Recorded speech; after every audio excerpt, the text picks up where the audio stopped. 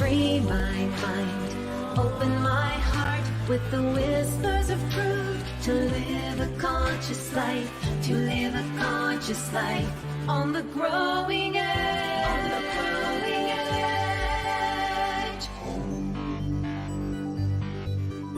edge. And now, here's Allie. Good morning and hello and welcome. I'm Allie Benjamin and welcome to Growing Edge Live. We are inspiring minds, healing hearts, and transforming lives. And it is my great joy to be here today and to connect with you, whether you're watching live or you're watching this as a replay. I'm so glad that you're here, that you're part of this amazing session that we have lined up and planned for today. I've got an extremely special guest and friend, Michael Gott, that you're going to meet in just a little bit. And for those of you that are new here at Growing Edge, we're all about sharing the lives of interesting, soul-centered individuals that are channeling their time, their energy, their love, their resources into doing good works in the world. These individuals are making a difference, and they are inspiring people to, just by their presence, whatever it is that they're doing, to be more creative, be more adventurous, and be more authentic. So I'm really glad that you're here. And I'd like to start with my first segment, which we call Ask Allie. And so today I have a question from Jade. And Jade says, I'm really struggling with what's going on in the world. I am feeling even worse when I watch the news, but I think that I should so that I know what's going on. I'm feeling helpless and frightened. What can I do? Wow. Well, Jade, I think this is how many of us are feeling at the moment.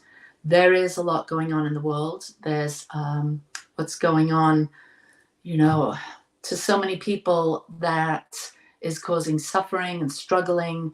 And none of us like to see this. None of us like to experience it ourselves. And those of us that are on a spiritual journey, we have this desire to help, to pray, to support those that are struggling in any way that we can. And so I get this. And yeah, it's really hard to not turn on the news, to check to see what's going on, especially if there's a world tragedy or something that's going on that affects us globally or in our community. It's really hard to resist that temptation to turn on the news. And so we do, or maybe we read articles, the newspaper, and find out that way. Or maybe we have friends that are more tuned in or informed than we are, so we may go to them. But you're asking me, and I'm a minister, and you're saying, what can I do? And there's a lot that we can do. And I always say, follow your heart. If you feel like checking it out online or reading the news, then do that. But make sure that you don't do too much of that. Too much of anything is not good for us. So if you're feeling that feeling, and it's always important to feel our feelings and to honor those feelings. And so if there is that desire, check it out, get informed in any way that you can. But what can you do for yourself? Because remember, we're all responsible for our own experience. We're all responsible for our own spiritual journey and our own evolution. And so knowing that, that's an important first step. What can I do myself to make a difference in my life? Because we're all connected. We're all a part of this one life. And this is what we're taught in New Thoughts. This is what we're taught as we start exploring our spiritual connection and our oneness, that what we do here in this body affects everything. We see it in our family, that if there's someone miserable in the family, it affects everyone. If there's someone that's happy in the family, it affects everyone. So we have to ask ourselves, what can I do of a spiritual nature that's going to somehow bring me more peace, bring me more understanding, give me a greater awareness of my mind and my heart and my body. And so meditation is a good place to start. When you're feeling triggered or upset or overly emotional by something that's going on in the outside world or your family, taking some time just to be with yourself and center and ground yourself in the presence. Call upon that greater presence that you are, the I am presence, the God energy. And just take a few breaths and breathe into that and feel the difference, the subtle shift that occurs when we give ourselves permission to bring our awareness from the outside world to the inside world, where we have the most intimate relationship with life and with God and our own divinity. It's right here. And so we turn our focus of attention inside and we make that connection and we feel that presence and that subtle shift of awareness, that shift of attention, that shift can be felt. It can be felt in the body. And then there's that centering ourselves in the heart, really bringing ourselves into a place of awakened presence in the moment. And feeling, when we're centered in the heart, there's a feeling of love and appreciation. And when we're grounded in our presence, when we're rooted and connected to the divine, and then we bring our awareness to love and appreciation for this connection, for this presence, for this life, then what's going on the outside doesn't so much affect us. That's not saying we're doing a spiritual bypass or we're denying what's going on in the world. It's just a way of taking responsibility for our own energies. And so ground ourselves in our body, get a real sense of our relationship with the divine, open up our heart to love and appreciation.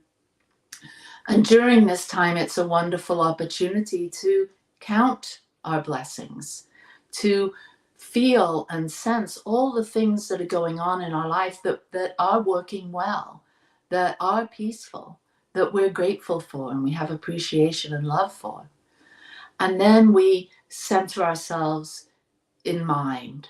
We bring our thinking mind down into our hearts and we get a sense of what am I thinking?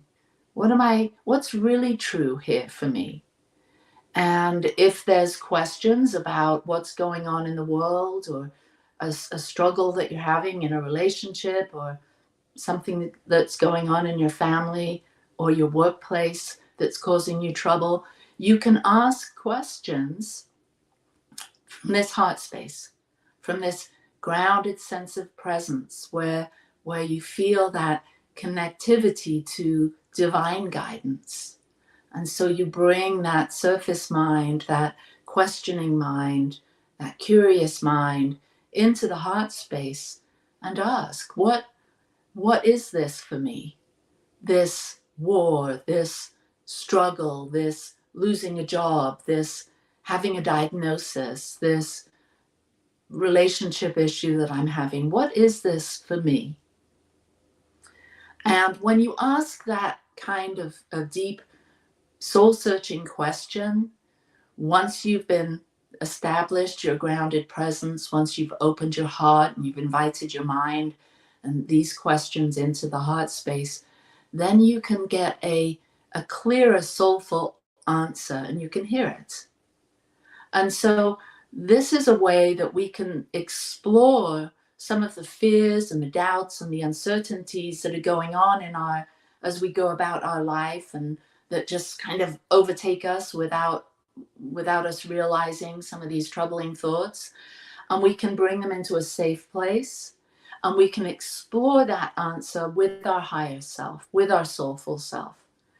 And when we're in that place and we're really receptive and we're asking earnest, serious, questions that our ego is wrestling with, we open ourselves up to receive some real deep guidance. Now this takes some time, and this takes some intention and attention.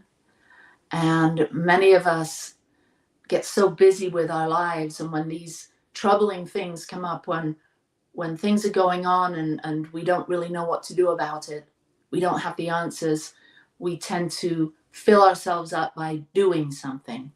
We can be overly attached to action, staying busy, playing roles. We can be overly attached to watching the news or scrolling on social media or whatever other addictive behaviors that we use to numb ourselves or distract ourselves from truly being with ourselves and asking ourselves evolutionary questions that cause us to find not temporary peace, not temporary fulfillment or satisfaction or comfort, but permanent, deep, lasting ease and meaning and flow. So, Jade, you ask, what can you do? It always starts right where we are. And I invite you to take a moment, take a pause, go within, balance these three intelligence centers, the body, the heart, and the mind, bring them into coherence, and then ask those questions that you've been struggling with, those worries, those fears, in that soulful place. And then be committed to staying still enough, staying curious and receptive to hear with new ears, to see with new eyes, and receive wholeheartedly. Because you and your questions and your prayers, all of those things will bring you right back to you. And so really you are the answer to your own prayer. And the only thing you need to do is be disciplined enough to take that time for yourself. And when we do this, when we take time for ourselves, we see that things around us change. And so maybe we don't feel like we're making a difference on the other side of the world, but in some energetic way, we are. We all make a difference right where we are. So be the peace that you seek to be and experience in the world. So namaste to you, Jade. Thank you for asking. That felt good to sort of go through that and process through that, and a really good reminder, because we all have those fears and those worries, and sometimes when we're too interested in looking outside for the answers, just that reminder of going within is really comforting. So thanks for that question.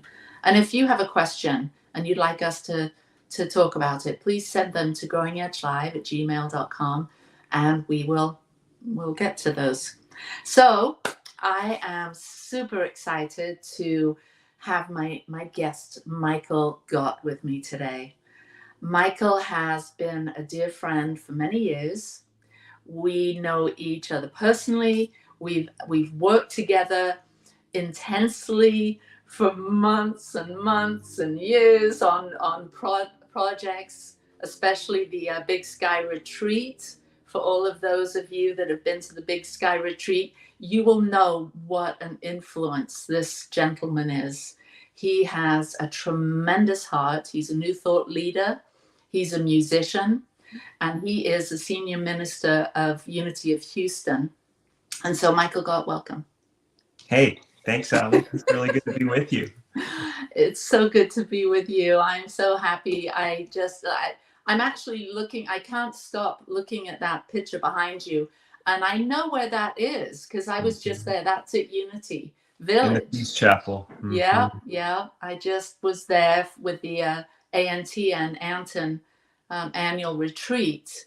And I didn't go into the chapel. I did a workshop in the Fillmore Chapel right next door, but I actually didn't go in there. That's kind of odd because I like to go in there and sort of get a little sense of that sacredness and peace of that little tiny place, that little chapel. It feels to me like a physical embodiment of the practice that you were just offering to Jade, to go within, to kind of separate, come apart from the world for a minute and just find this safe and quiet space to reconnect to truth. That's what that little chapel in the midst of this sprawling campus at Unity Village, that's what it feels like. It's got, what, 6 chairs? Mm-hmm. And a hotline to Silent Unity. Great. Oh my gosh. Yeah, we did Silent Unity. Michael, my husband, and I, we went That's in. Powerful. Yeah, and spent 30 minutes up there in the prayer tower, just holding the high watch for those that are that have sent in prayer requests, and just praying in general, just holding that space for us humans here on this planet. Yeah, it feels good to go somewhere so sacred and special, with the intention of going deeper and connecting. So yeah, and you and I have connected there too. You've been the keynote there, and played some of your amazing music for the Anton community. And Right. But before we get into what you're doing in the world, I'd love to share you with my guests here. And I just want to say hello to everyone that is jumping on, and knowing that you've got your community that are watching too. So we say hello and welcome to all of you. So what's your spiritual path been? Where I know you're the senior minister of Unity of Houston. That's a big deal. And I've been there. I've seen it. Like, that's a huge job, and requires so much of one person. Well, and your team. I mean, you've got so many people Got a that you work great with, team. obviously. But to be holding that role, to be holding that consciousness, that takes something. I mean, how did you get there? Right? I mean, tell me Well, about I will just where say those it was started. never on my vision board. I never intended to do this. It was not something, but I will say, when I was young, I grew up in a strong faith in the family and in our community. It was evangelical Christianity. So it became at some point kind of too small. And I wasn't, when I got, honest with who I was, my sexuality and just sort of me, there wasn't room for me there. The welcome wasn't quite there. So I was kind of set adrift for a few years. I came out when I was 19, and I ended up somehow still graduating from Oral Roberts University, a very conservative Christian college. And then for the next, I don't know, really from the time I was 19 till I was 28, I was exploring, but that old song, looking for love in all the wrong places, and developed a lovely little alcohol addiction, and just but also became a musician. I've always done music, but I was singing in a bar in Dallas, Texas, a gay piano bar, when Reverend Marty Bacher came in, who at that time was senior minister at the First Church of Religious Science in Dallas, now CSL Dallas. And I thought he was going to ask me on a date, and he asked me to come sing at his church. And what I always say is, like, I thought, what kind of a church sends their minister to a gay piano bar to find singers? And I thought, maybe I found a church. I don't know. So I showed up, did a couple of show tunes, and I didn't understand a word of these new thoughts, but it did feel kind. It felt loving. I didn't feel any of the judgment that I had in churches. And the check cashed, so I kept coming back.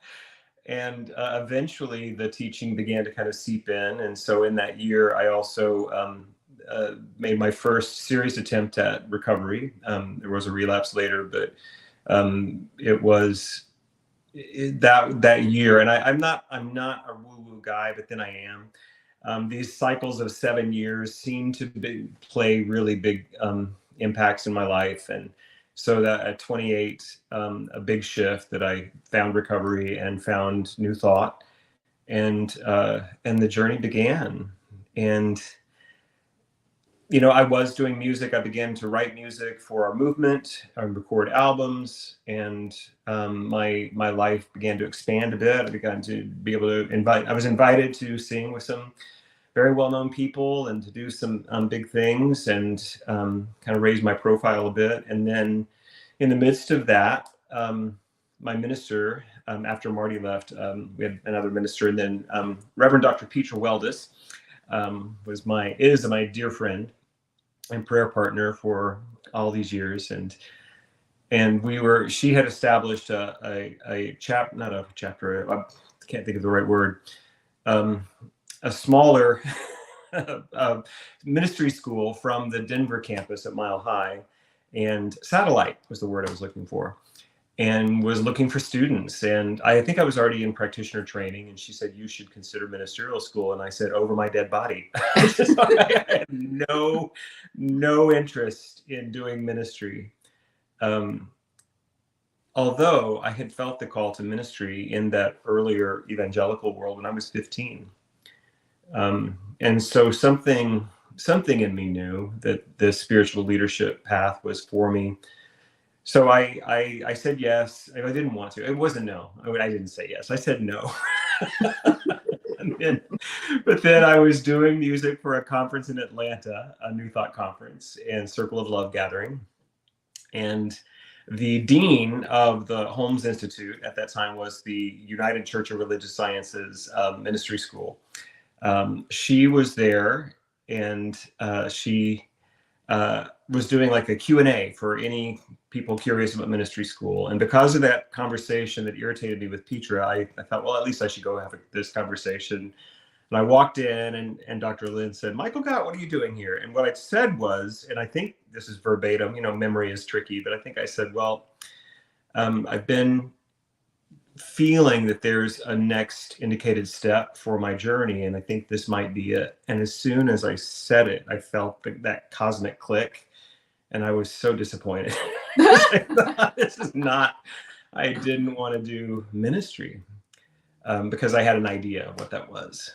And also because, frankly, I had seen so many Christian ministries just crash on the rocks of ego and just human weaknesses, and with sex and money and all the things that people get into. And I knew that I was not like this exemplar of virtue in my life. I just hadn't been. And I did not think that this was a good idea for me to go into ministry. But I felt it, and I thought, well, I'll explore it. I don't have to become like a pastor. I don't have to become like a senior minister, but I could be like this cool recording artist, concert giving minister making music. And so that was the plan. And again, the universe goes, ha.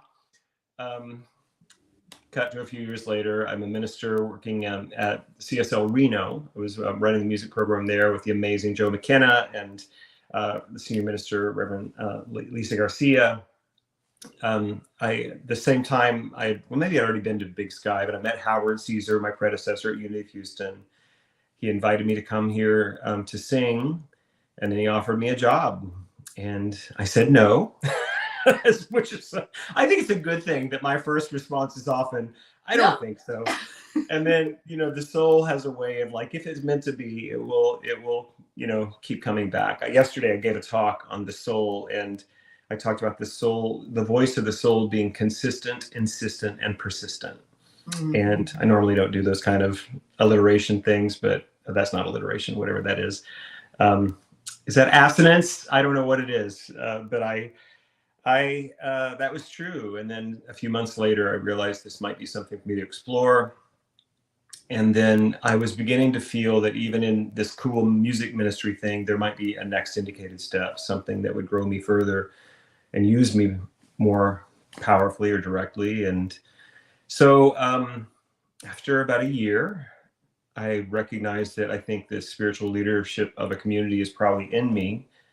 And at that point, I'd fallen completely in love with the community of Unity of Houston. And I had no idea if Reverend Howard saw me as a potential successor or whether or not he had any plans to step down at any point. But I just asked him, I'd asked him for a performance review. And in that review, I just said, Howard, I love being here. I love the work I'm doing.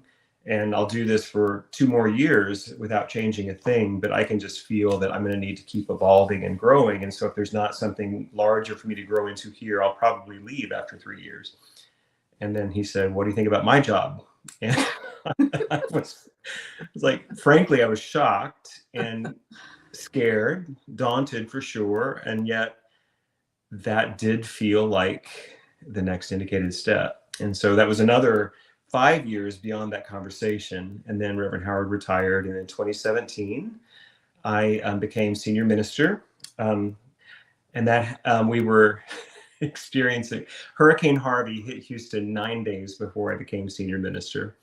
And so we had over 100 families and individuals in our community who lost everything. And that's what I stepped into.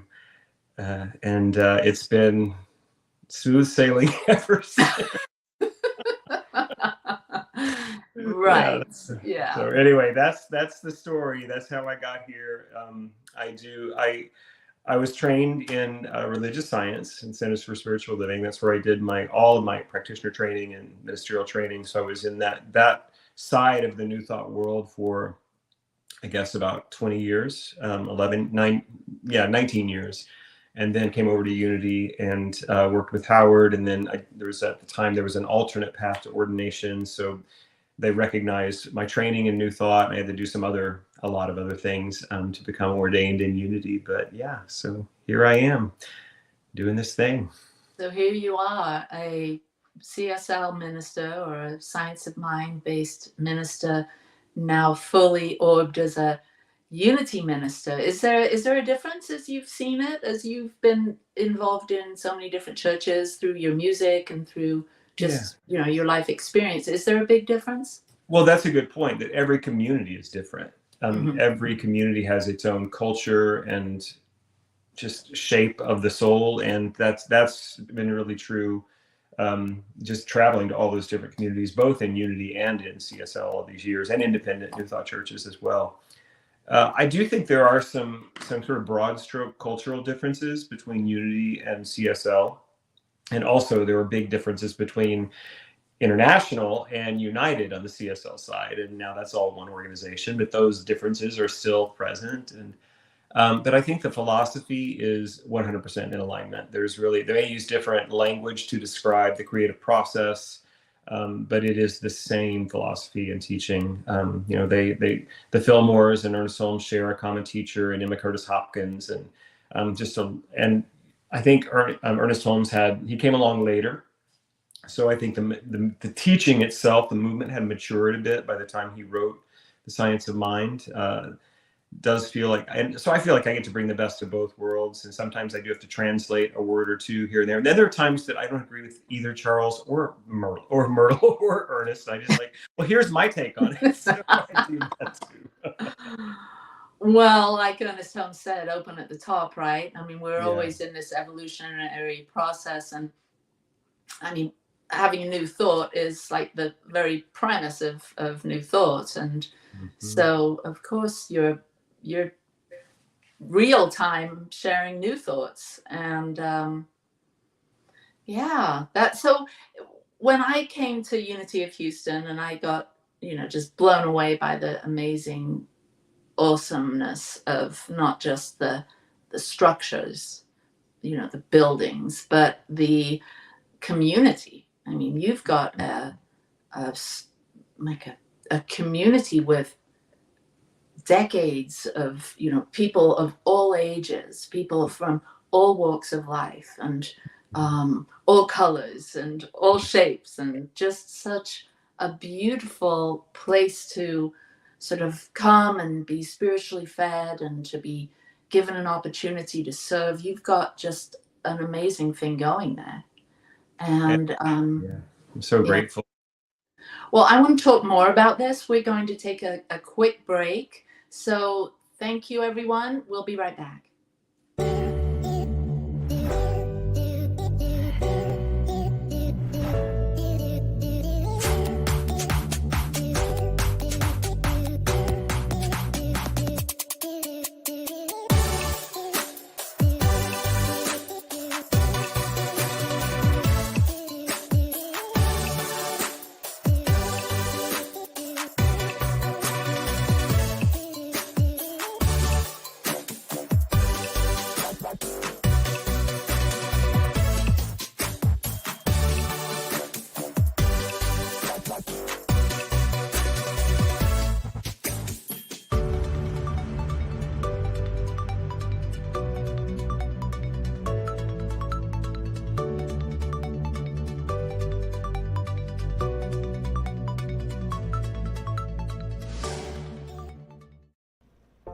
Please help us say thank you to our organizational sponsors, including the Hepperlin Foundation, Affiliated New Thought Network, International New Thought Alliance, Science of Mind Archives and Library Foundation, Center for Spiritual Living Denver, Center for Spiritual Living Midtown, New Thought Philadelphia, Planned Happiness Institute, Summit Center for Spiritual Living, One Heart Retreats, Center for Spiritual Living on the Lake, Unity Spiritual Center, Kitchener, Holmes Center for Spiritual Living, La Mesa, Satya Center, Center for Spiritual Living, North Jersey, Unity of Savannah, and Center for Spiritual Living, Seattle, as well as all of our individual donors.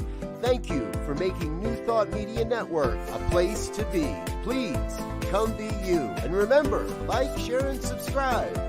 New Thought Media Network, positively inspiring.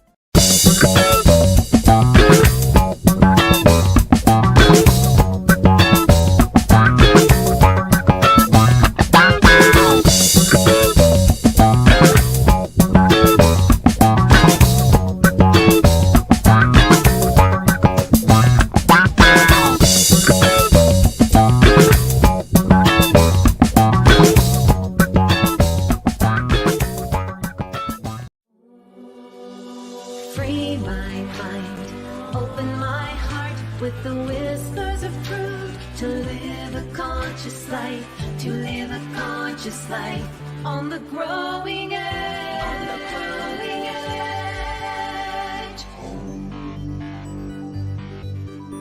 And now, here's Allie. We're back. Yeah.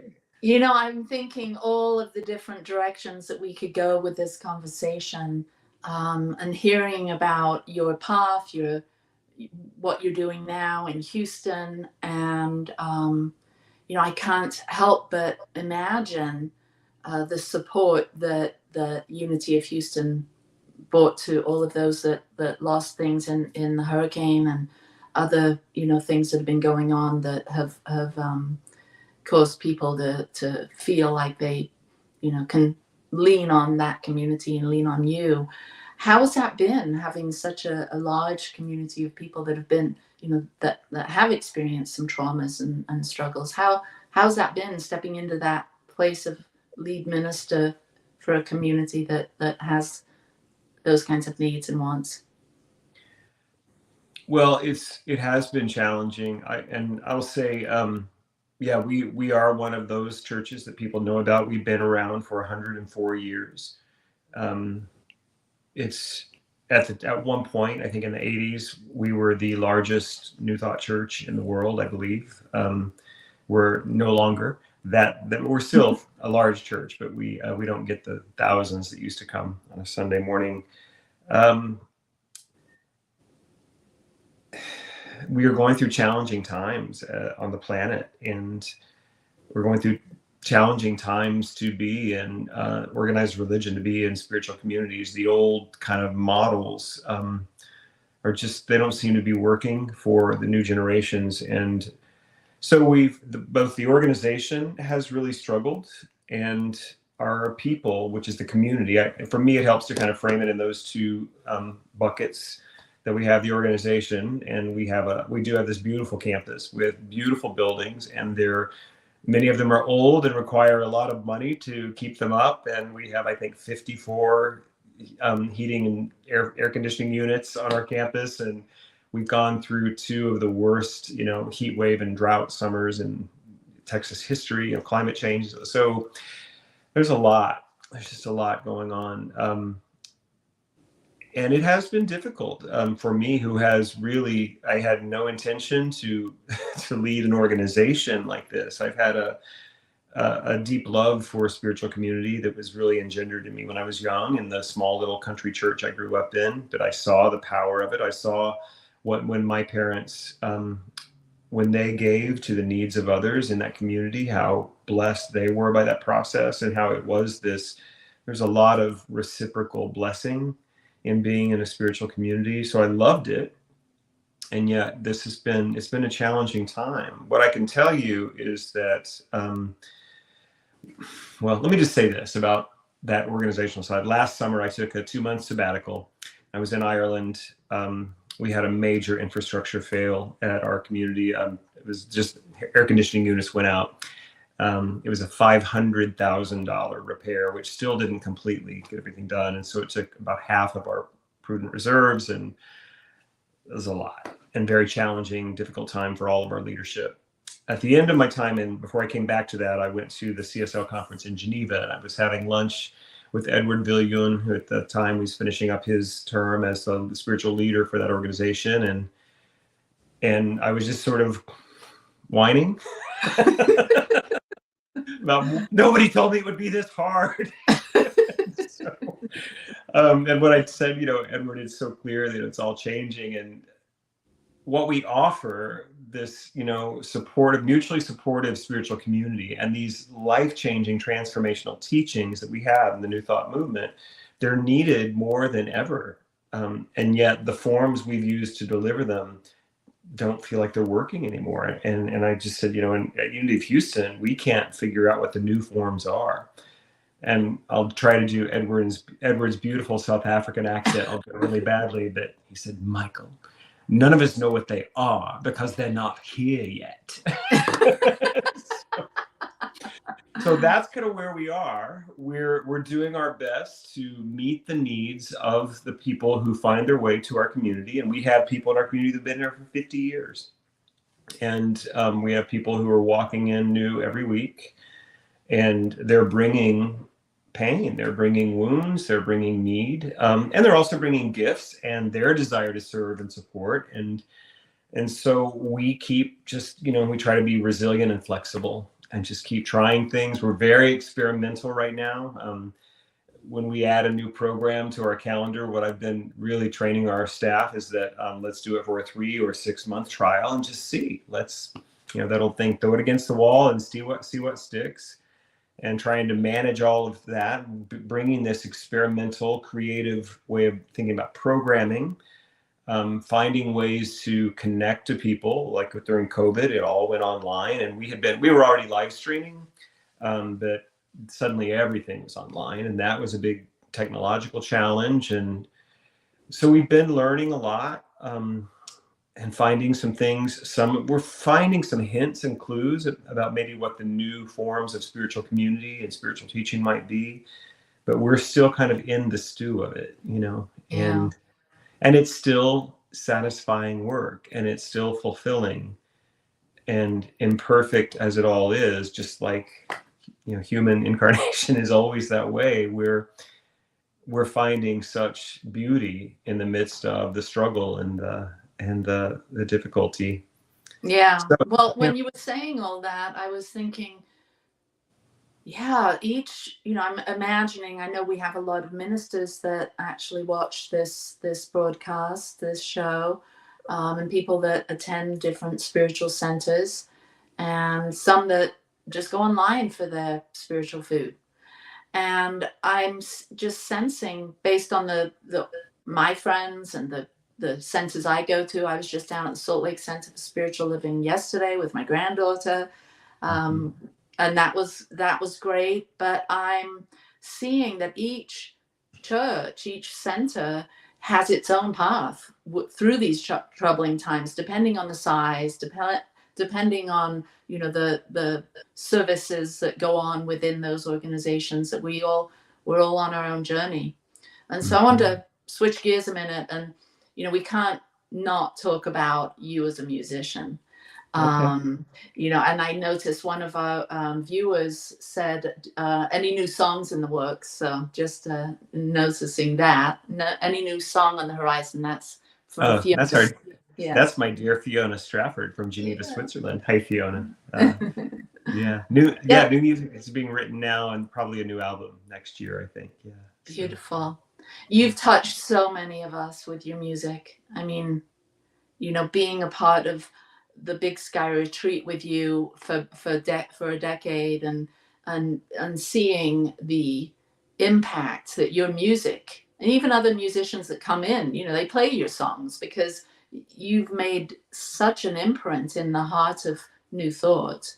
Talk a little bit about your music and where are you with that now, as you've, so much of your time and energy, effort, resources go into being a minister, and running a big organization.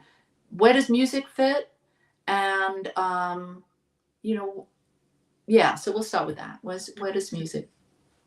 Well, I did an album. I used to do about an album every year, or every couple of years. And then I finished, I think I didn't do one right about when I started ministerial school. I think I did one or two albums. That would have been about 2006. And then I released an album at the end of ministerial school, 2009. And then actually I was working on it. It didn't actually get released until 2011 or 2010, something like that. Because I know I worked on it in Dallas and in Reno. And then but I didn't do another one until last year. So 2022. So there was a big gap there. And what I was joking with people is like, yeah, this whole ministry thing is really getting in the way of my career.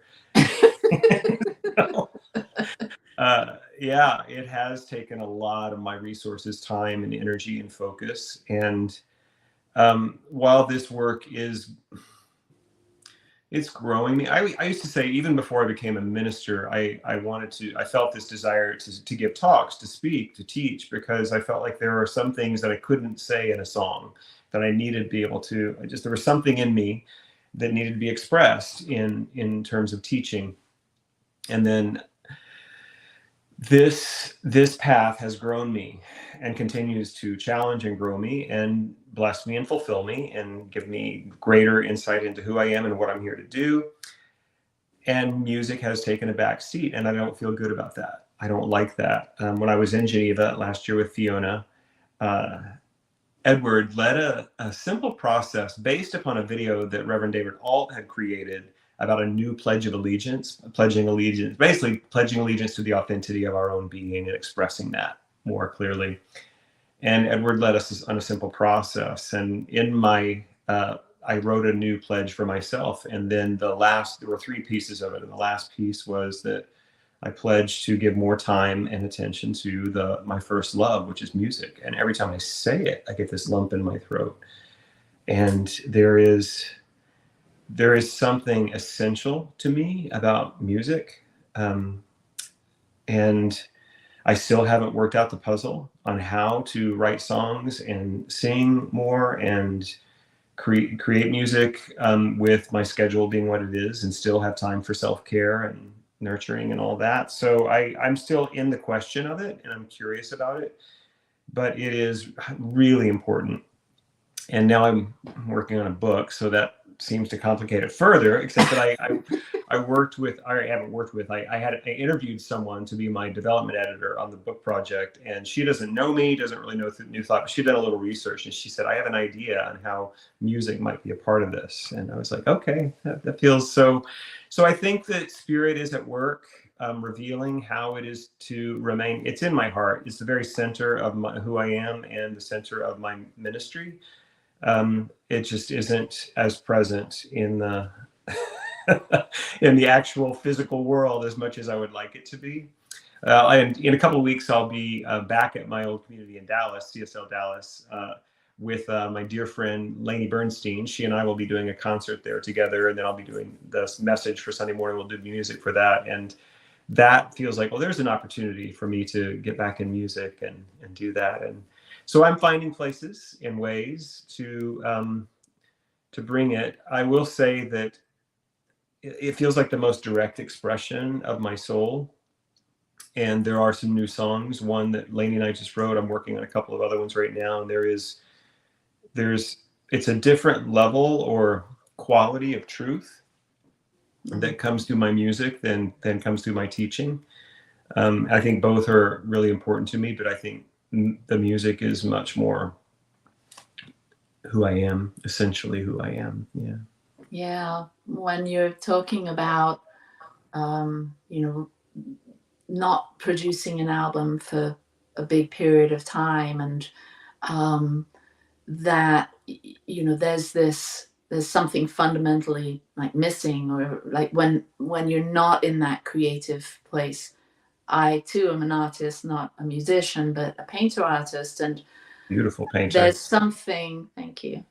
There's something very just so powerful about being in the creative process, like having a connection to your muse, whatever that might be, and being in that deep, intimate relationship with the invisible, the divine, and being able to feel like a channel to bring the invisible into time and space. And so to, not have done that in a while, I'm in a bit of a block too. We just moved. I don't have my art table set up. So I haven't painted in several months now.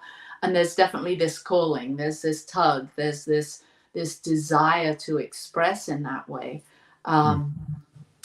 So when you were in Ireland and you were there on sabbatical, were you there to do writing your book, or were you playing? Do they have a piano where you were staying, or like how? Yeah. So are you like able to tap into the muses of the green, the leprechaun muses of the Greenland? I tapped into something for sure. According to the 23andMe ancestry kit, I'm 86% Irish, and we don't have the documentation, but I know that I think both of my mother's grandmothers, their families immigrated, and I had a deep like soul connection to the land. I was staying in a 350-year-old, very rustic cottage, and there was no piano. I did bring a little folding keyboard that sat in my suitcase, and I did play a little bit of music. I didn't write much. And I didn't write a book, but my intention was that I would write every day and I would develop the practice of writing. And so I did get, I think, maybe the first draft of a book. It definitely needs development, and I haven't done much with it, but I notice I'm resistant to like moving forward on that too. But yeah, so that's what it was really. It was about. I just, it was in my contract that every 5 years I get a 2 months sabbatical, and I knew I needed to. I was pretty stressed out from the end of my relationship, and just the pressures of what we were going through as an organization, and kind of the business side of our old business model wasn't really working, and I went over there pretty empty. And I will say that the spirit of Ireland definitely filled me up.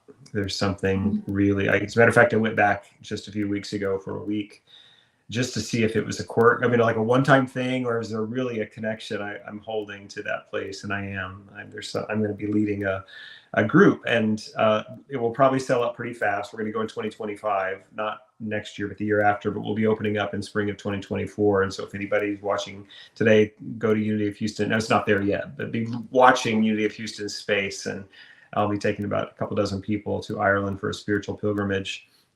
Wow. In 2025. Yeah. So yeah, it's what was the question? Why did I go to Ireland? Who knows?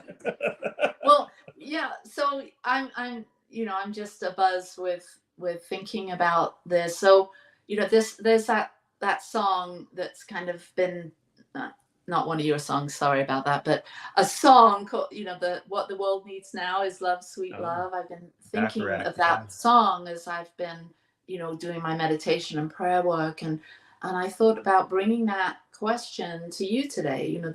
What the world needs now. What does the world need now in from your heart, from your mindset, and how are you directing your energies to filling that need? And it's not so much what you've done up to this point.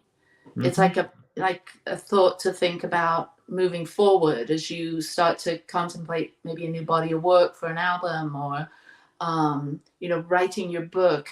What does the world need now, and how is Michael Gott going to be sharing that purpose, that vision? How would that? Well, there is something top of mind that isn't really directly our teaching, although it feels like it's a good corollary that I'm very aware that we need it in our community, and it's teachings about the shadow. And so I have found for myself, there are two areas where my, at least, practice and study of New Thought has needed a little help. And I don't think New Thought has a good answer for why do we suffer.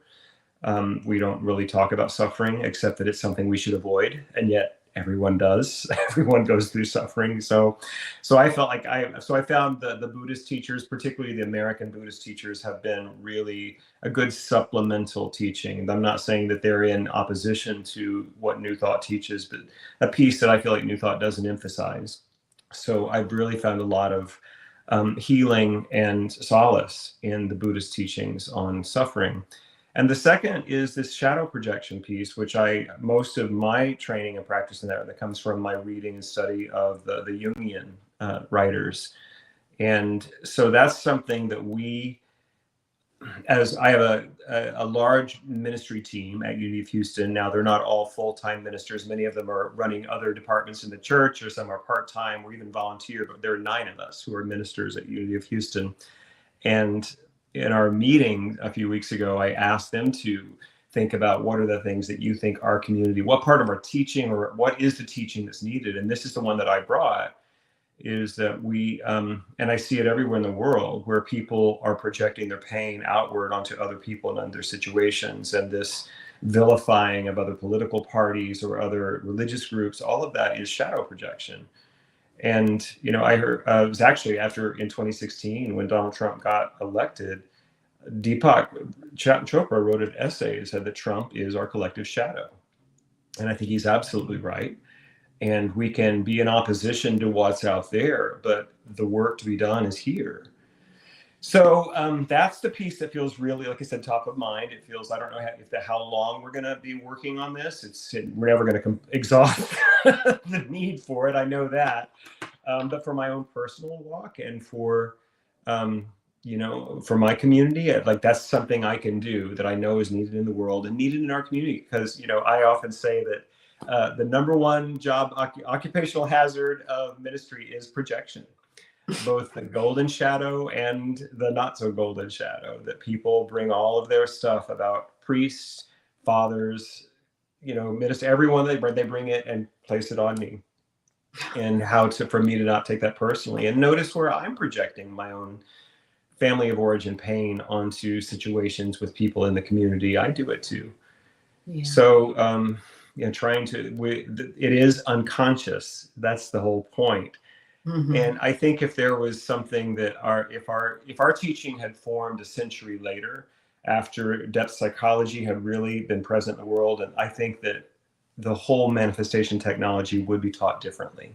Absolutely. I think there's an oversimplification of the way that the mind works sometimes in New Thought, because there was not a lot of understanding of the power of the unconscious mind. So absolutely, I agree with you. I've been studying New Thought for decades, and having had many struggles myself in our family, lots of losses and such. I mean, we all have, but